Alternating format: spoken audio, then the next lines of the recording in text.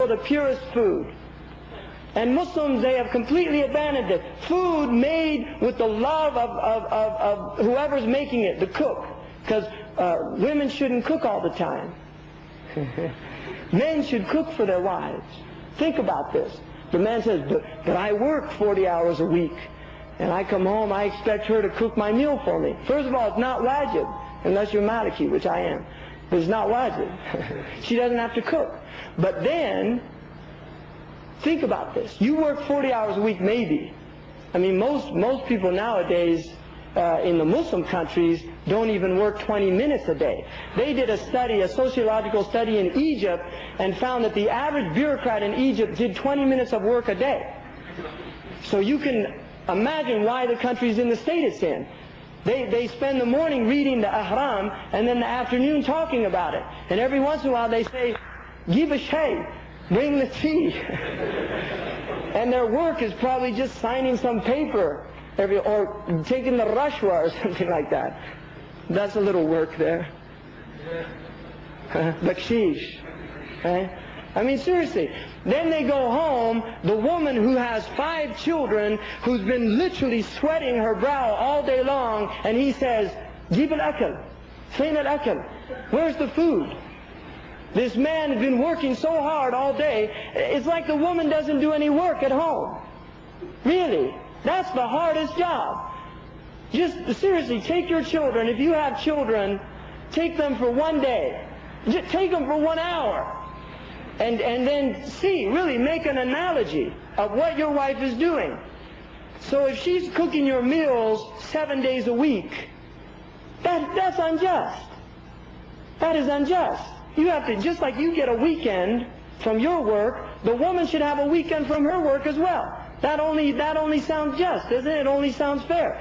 That we should be giving our women some alleviation. The reason we have so many disgruntled women is because we treat them that way, that creates that atmosphere.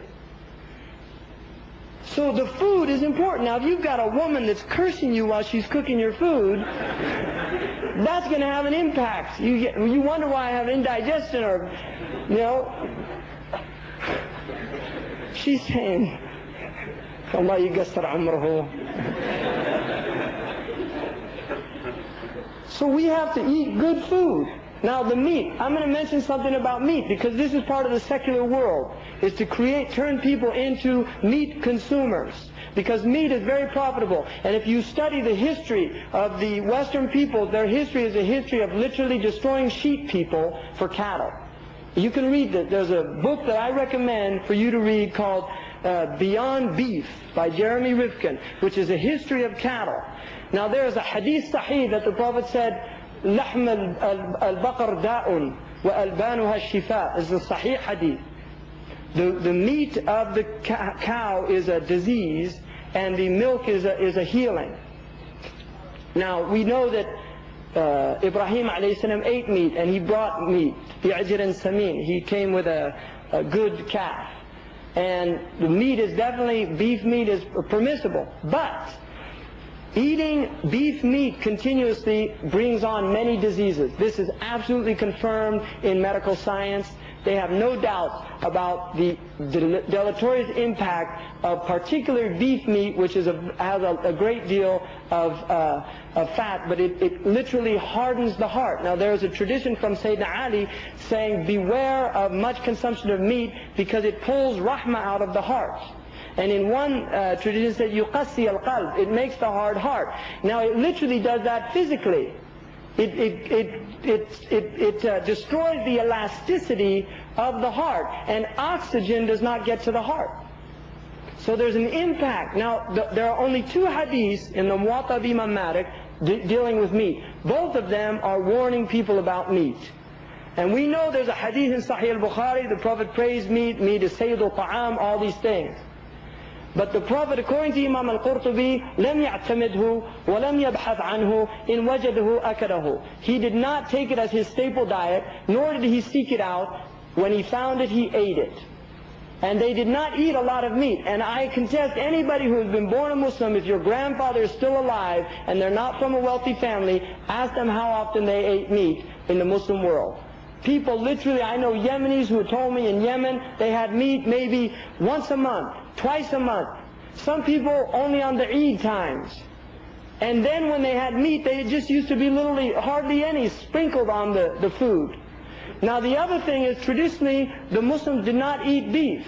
It's not a traditional meat of the Muslims. The Muslims ate sheep. But the beef eaters, in fact the British have the beef eater. That's literally a British in the army, right? They have the beef eaters.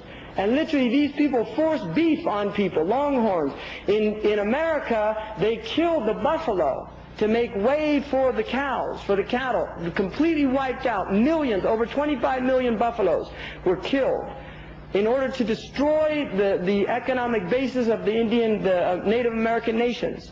But they also fought and opposed the sheep farmers, because sheep farmers are humble according to the tradition of the Prophet. The ones that follow sheep, they learn humility. This is a hadith. And that's why the Prophet said that there was never a prophet except that he looked after sheep. Now beef creates arrogance. People that literally raise beef can become arrogant. So this American thing is beef, Texas beef, steaks, all these things. But read that book. The other thing, they fill it with massive hormones and steroids and all of these things. So you're not, it might be halal if it's sacrificed, but is it tayyib? And this is something you have to ask yourself. Halal and tayyiba. Eat halal and pure, tayyib. And that means pure in all of the aspects of it. And taba, one of the things of taba is to be good. Imam Malik says in the Muwatta that Umar said, إِيَّاكُمْ وَاللَّحَمْ فَإِنَّ لَهُ ضَرَاوَةً كَضَرَاوَةِ الْخَمْرِ. Beware of meat because it has an addiction like the addiction of wine. People get addicted to it, and then people don't thank Allah. Meat is something that when you eat it, it should be a blessing and a gift that you say, Alhamdulillah, and you teach your children that. But if they get used to it every day, Ibn al-Hajj says, don't give your children good food every day with like idam, what he called idam. Get them used to having food that's not always really tasty and all these things, so that they are thankful and grateful and appreciate what they have. This is tarbiyah of the Muslims. You can see this in our book. That's a book from the 5th century of Islam. So this is important. Really, as food, of eating healthy food and raising our children on healthy food. And then the next thing that follows that is medicine, because there is a secularization of medicine as well. The medicine, you have the military-industrial complex, you also have the medical-industrial complex. Medicine is a massive industry, billions and billions of dollars. In the United States alone, over $500 billion a year. It's bigger than their war industry, you see. And they have massive conflicts of interest. What they do, much of the medicine that is used, and if there's any doctors in here, then without deference to you, because Muslim doctors should really question things and shouldn't just take all these things face value. We have a tib. We have a tib in Islamic tradition, which doesn't negate that you can progress and learn new things and all these things. But we should not take the theories of medicine as absolute fact. Because much of the medicine that exists now is based on maintenance of illness, of not getting people better, but of maintaining illness. So you end up, if you go to a doctor, they give you pills, before you know it, you're literally getting a pharmacy bill every month. And then these bills disturb your biochemical balance in the body so much that you can't go off them. It becomes dangerous to stop taking the pills. Now, I'm not saying some people I'm not saying give up all, if people are on medicine, I'm definitely not saying throw away your medicine. But what I'm saying is, if you do become ill, look at all the possible alternatives. Much of our illness is from the way we eat, because we don't exercise. If you look at Muslims, they look unhealthy. Seriously, they look unhealthy. The National Institute of Health in the United States, which is that's their icon, that's their major, it's like what they say, it's like Sahih al-Bukhari with us. They said 85% of the illness in the United States is directly related to diet and lack of exercise. But if you go to a doctor, he doesn't say eat well and exercise. He said take this pill. That's what he says. It's like a magic thing. You just take it and everything goes away. But if you go to a good doctor, he say, listen, first of all, you look like hell. You better do something about that's a good doctor. They say the friend is the one that makes you cry, not the one that makes you happy. A good doctor will tell you, what are you doing to yourself? How'd you get in? Unfortunately, most of these doctors, they're out to here too. He just had his triple bypass. Really, he just had his triple bypass. And the psychiatrist, he's seeing a psychiatrist down the road. And his daughter's taking drugs. Really. We have our own deen. Lakum dinukum waliya deen.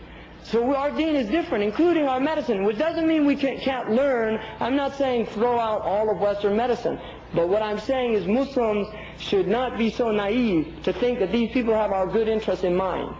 Because the same companies that make those drugs and write the textbooks for these doctors that are studying them are selling drugs that have been outlawed in the United States in Muslim countries. Give it to the brown people. Who cares? They get cancer 5 years from now. This is a fact. And you have to understand how ruthless these people are, because they don't care about you. The only person who care about you is your own self.